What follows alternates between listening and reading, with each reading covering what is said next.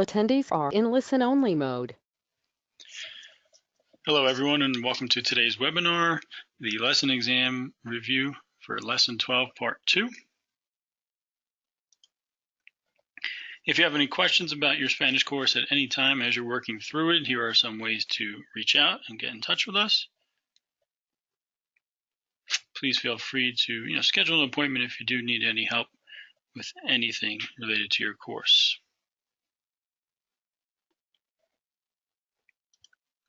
If you have any questions about today's webinar for my colleague Zach, please send them at any time.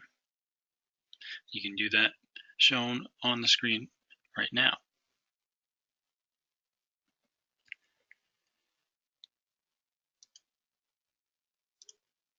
My name is Dan, and today we are going to go over 8 objectives for this lesson 12 part 2 webinar, and you'll see them showing up on your screen now. We'll take a look at each of these individually.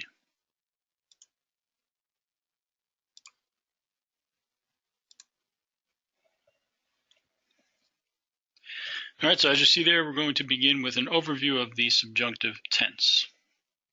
And it is a simple tense that describes actions of uncertainty, such as hopes, desires, and possibilities. These actions haven't happened yet, and they may not happen at all, which is in contrast with any of the tenses you may have previously learned, as those actions, the indicative mood actions, have undoubtedly occurred. They are not things that may potentially occur, as is what the subjunctive is used for.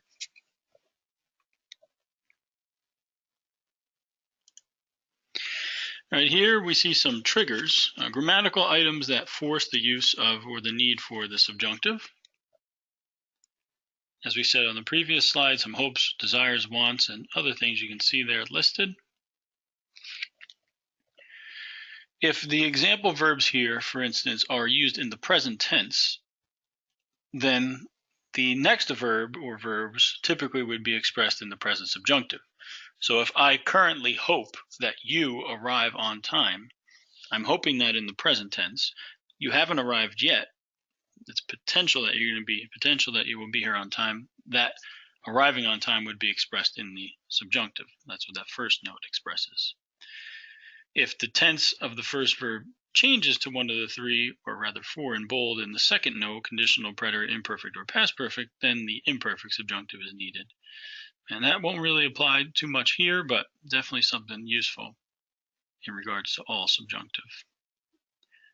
And then to connect those first and following verbs, you need the word K, the relative pronoun that just brings the sentence together. So it's like saying, I hope that, the word K means that in this context, you arrive on time.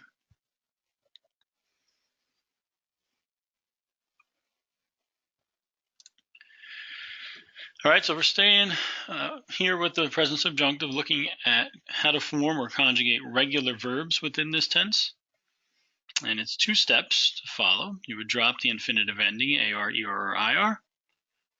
And then you would add the new endings you see in the charts at the bottom of the slide. These are the present subjunctive endings. They're also referred to as opposite endings because, as you can tell, the AR verb endings all end, or rather begin, with the letter E. And then the ER, IR verb endings all begin with the letter A. And there are no accents for these 2 sets of endings for regular present subjunctive verbs.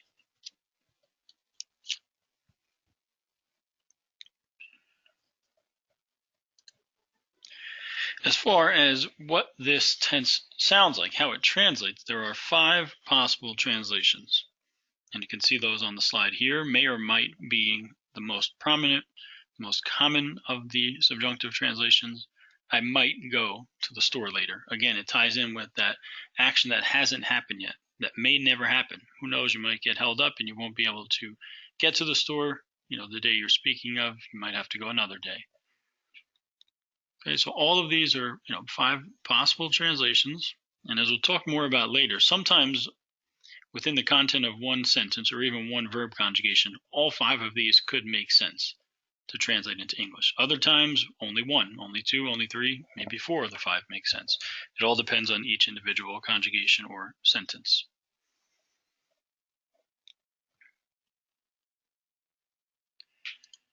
Staying with the present subjunctive, there are only 5 irregular verbs within this tense, and here they are: dar, estar, ir, saber, and ser. And these conjugations must be memorized. There's really no rhyme or reason to their formation like there would be when following the 2 steps to conjugate regular verbs. But these are the only 5 that are irregular, meaning they don't follow the regular rules. And if you notice, just a few random ones have accents: 2 forms of dar, and then 4 forms of estar. Otherwise, no accent marks needed in the other 3 verbs.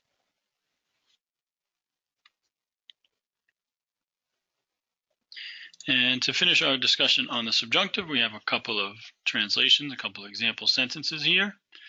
And remember what I said just a few slides back.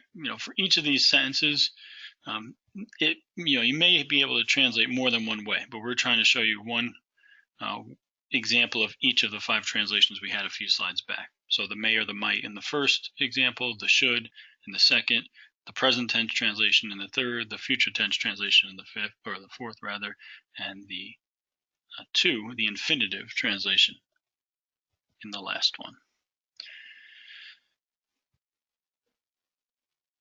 Okay, so you do see subjunctive in each of these sentences. The only one that doesn't have a trigger, quote unquote, one of those verbs we talked about that forces the use of the subjunctive, is the first one. The first one just uses a star in the subjunctive, one of those irregular conjugations, and it says he may be here by 8 p.m. But if you look at the others, pienso, espero, pienso again, and quiero, those are present tense verbs that you're currently thinking, hoping, or wanting for the next verb to occur. And that next verb has to be in the subjunctive. That's why you see the subjunctive form of estar, este, in each of those. That goes back to the note we said earlier. If the first verb in the sentence is in the present and the action of the second verb is uncertain or hasn't happened yet, then that second verb is in the subjunctive.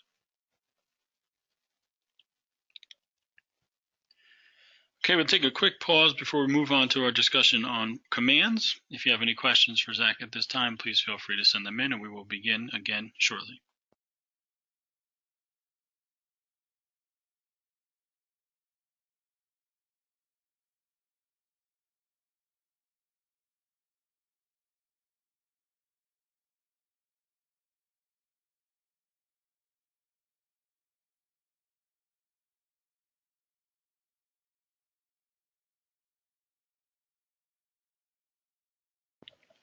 As we continue, as I said, we'll now discuss informal commands. An informal command is also known as a to command, and it's used to address one person, to speak to one person with whom you are familiar. And that looks like a little typo there. We apologize about that. But when you're speaking to someone you do know, not a stranger, but only one person, the informal or the to command would be the one to use. And they can be broken down into 2 types, positive and negative. We'll start with the positive. And to form a positive informal command, you're going to have to conjugate the verb to third person singular present indicative. And for instance, the verb hablar, it's an AR verb. Drop the AR and simply add your third singular present tense ending for AR verbs, habla. Again, that would be used to address one person you know who you want to speak, who you want to say something. And then the context, as it says on the bottom, will determine whether you're actually just using a conjugation. For instance, if it says she speaks many languages, the subject there, the inclusion of the object many languages, tells you it's not a command. But if somebody says to you, speak more intelligently, that's a command that you can tell is not just a straightforward conjugation. If you have a negative informal command, the conjugation rule is different. You're going to start with the word no to tell them not to do something or don't do it, and then conjugate the verb to its second singular present subjunctive. So now instead of using present tense, you're going to use opposite endings that we saw earlier in this webinar, the subjunctive endings. And since hablar is an AR verb, it takes that second singular opposite ending of ES. Since comer is an ER verb, it takes the second singular opposite ending of AS. So you have to be careful of differentiating positive versus negative informal command rules.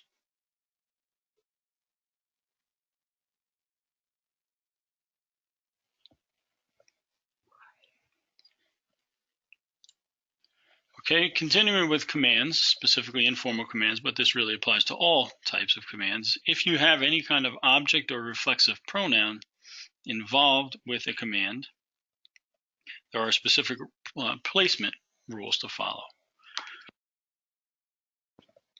For a positive command, the pronoun has to be attached to the informal command. And you can see an example. The verb is lavarse, which means to wash oneself in terms of your own face, your own hands, your own hair, etc. If you're positively telling somebody, wash up before you go out, lavate. The te is the informal reflexive pronoun, second person. Again, we're addressing one person with whom we are familiar to do something. If it's a negative informal command, then the word no still comes first, but the pronoun must precede or come before the conjugated verb. So the example shown there is the verb quedarse, which means to stay or to remain, literally to keep oneself in a place. If somebody was to tell you don't stay out too late, that would be a good example here. Right? The pronoun has to come before the conjugation. And again, since the conjugation is negative, you see that es ending. It's the opposite second person of an AR verb, which we discussed on the last slide and way back when we showed the endings for regular subjunctive verb ending conjugations.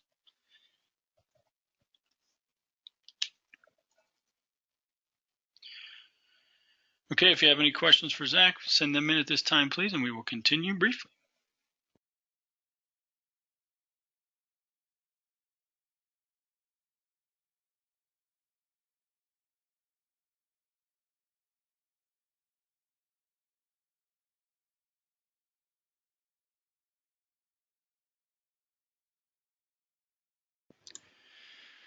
As we move forward, we will now talk about the difference between similar verbs, tener and haber, which generally both mean to have, but are used differently depending on the context. As you can see, tener is used more for possession. You might also be familiar with it when discussing someone's age. To say that I am a certain age, you would say tengo, followed by a number, followed by the word for años, or the word for year, rather, años. And in this case, we're just stating that we have a cat. So it's possession. You own that cat. It belongs to you. You may also use a phrase including tener plus k plus an infinitive to express something you have to do, as in having to go to the store. If you think about that, you kind of have that or own that, possess that on your to-do list, quote unquote. But haber, even though it does mean to have, it's used more, in terms of a verb phrase, or used in terms of existing or referring to like the content of something. And an example of a sentence of that down below where it says hay un gato en la casa. The word I means there is or there are. It can also mean is there or are there in a question form. And to say that there is a cat in the house, like the house contains one cat, there are no other pets, that's the only one. So the house doesn't really possess it, it just has that cat within it. So you would never use tener in that context. And obviously vice versa, you would never use a form of haber in terms of possession or age. Okay, so just be careful when choosing between these two. They're not interchangeable. Very important, to keep the different contexts involved in mind. And here we just take a look at the present indicative forms of these two verbs. Tener up top, to describe possession or, to use with somebody's age or stating somebody's age. However, as the bottom note says, the conjugation of haber is really only used within compound or perfect tenses, which are not part of this lesson or this exam. The biggest one you want to keep in mind is that word I, H-A-Y, that we saw in the previous slide. That's another present tense form that is a little bit more relevant to this lesson and this exam.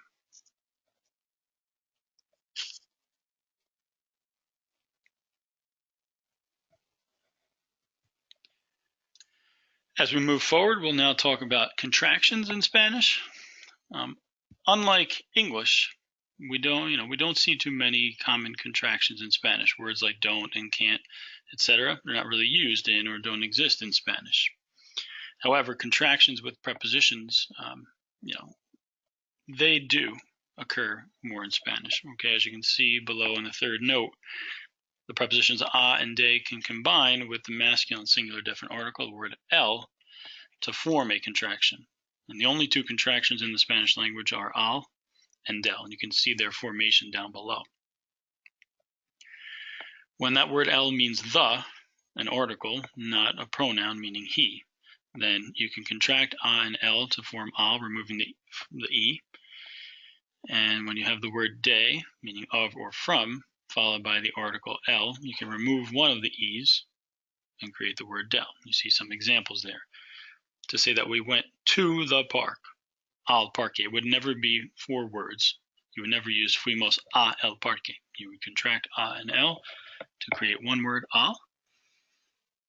And the example down below would never be four words either. You would never say venimos de el cine. You would contract de and el to form del, to say we came from the movies or the movie theater. If those prepositions are followed by any other article like la, los, las, etc., then there's no need for contraction. The contraction, they only are formed when el is the article that follows either of these prepositions.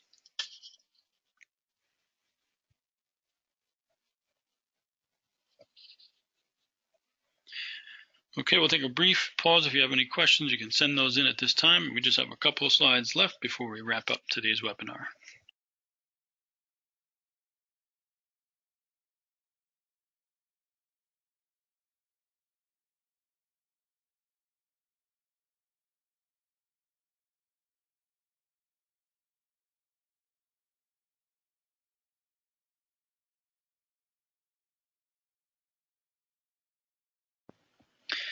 Okay, as we move forward, we'll now talk about the personal a. And this is not something that we're accustomed to using in English, so it can be a little bit tricky to those learning Spanish for the first time or not familiar with it. The personal a is used when a person or people serve as the direct object or objects of the sentence when it answers who the verb refers to. Okay, and like we saw previously, it can combine into a contraction form, but the personal a doesn't have a translation in English, doesn't really have a use in English. So anytime, you say something like, I see my mother, let's say like I see her down the hallway. All right, if you can answer who that person sees, then you need a form of the personal a. So you can never omit it in Spanish. The personal a is required. A sentence like veo mi madre without the personal a is not grammatically correct in Spanish. So the a is necessary in that Spanish sentence, but it does not translate. You would just simply translate it properly in English to say, I see my mother. I see to or at my mother doesn't make any sense, so therefore it's not necessary to translate it. And then since padre or el padre is a masculine singular noun, you would contract the a and the el to use this form of the personal a. You would never say conozco a el padre de mi amigo, as we just talked about a few slides back. And again, you don't translate the al, you just simply translate the sentence as you see below. I know my friend's father. So something to keep in mind that is not common to us in English, but definitely necessary in Spanish. So be mindful of using the personal a, as it is an important part of this lesson.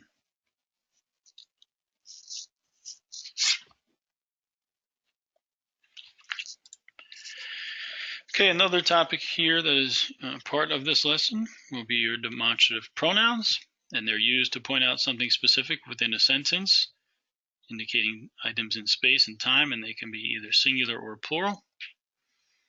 And you can see all the demonstrative pronouns in bold. You have singular and plural forms. You have some that are used when you're nearby, others for a little bit farther away, and those on the bottom, the A forms that are farthest away when there's a long distance involved. And we do have some examples down below to indicate each of these. This one is a large house or a big house. You can use the Estar form. Notice since casa is feminine and singular, as is esta. Those are some red books. Since unos libros rojos, all masculine plural, esos agrees with all of that. If we were to say that one is Alex, assuming in this case Alejandro is a male form of Alex, then aquel is the appropriate one. And that's just implying that maybe he's a little bit further away than some other guys that we're trying to tell you are not Alex. If that sentence had used Alejandra, like Alexandria, in a feminine form, then aquella would be the choice. However, when you have something that's not specific, there's really no gender, it's just more generalizing something, you have a neuter form, as you can see up top, a word like esto or eso. If you're saying this is fun, like this whole experience at, let's say, something like an amusement park, or everything you've done, on this trip, or on a visit to somebody, all parts, then when you're not specifying one particular noun, you would go with the neuter form in that case. So if you notice, even though esto looks masculine, ends in an O, in this context it is neuter.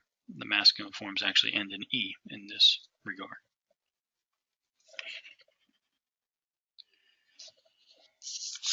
And our last concept today will be adverbial clauses.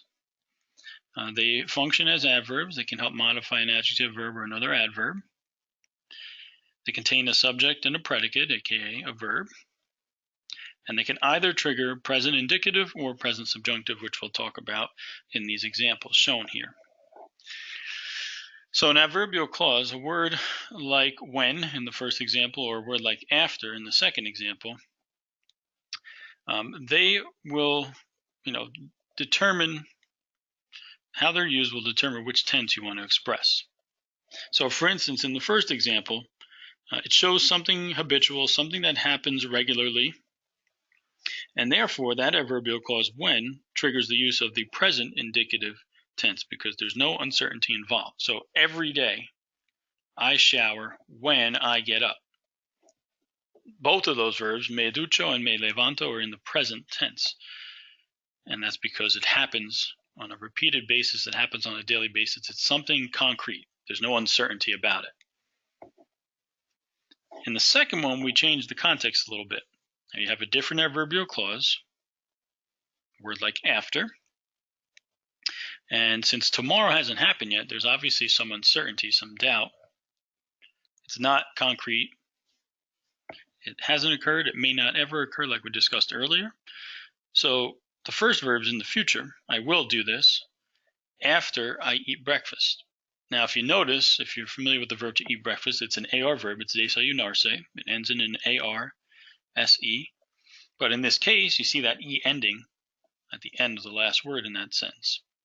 And that's because it's in the subjunctive, because tomorrow hasn't occurred. You haven't eaten that breakfast yet. You may not eat breakfast.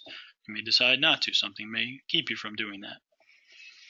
So the point of this slide is to show that your adverbial clauses can trigger either tense and the context of each sentence, whether it's habitual, everyday, things that do occur, as you see in the first example, could potentially trigger present indicative. But in other cases, it may trigger present subjunctive, where it's something down the road potentially that hasn't occurred yet and it doesn't happen on a regular basis. So something important to keep in mind. Context plays a big role in the selection of which tense the adverbial clause triggers here. And that concludes today's webinar. We understand it was a lot of information. If you do have any questions about anything here for this exam, or maybe you haven't finished any of your other exams prior to 12, you can definitely always reach out to us and we would be happy to help you. We do thank you for your time and attention. If you have any questions for Zach at this time, please send them in. And again, don't hesitate to reach out to us. We're happy to help. Buena suerte, good luck in your course, and have a great day.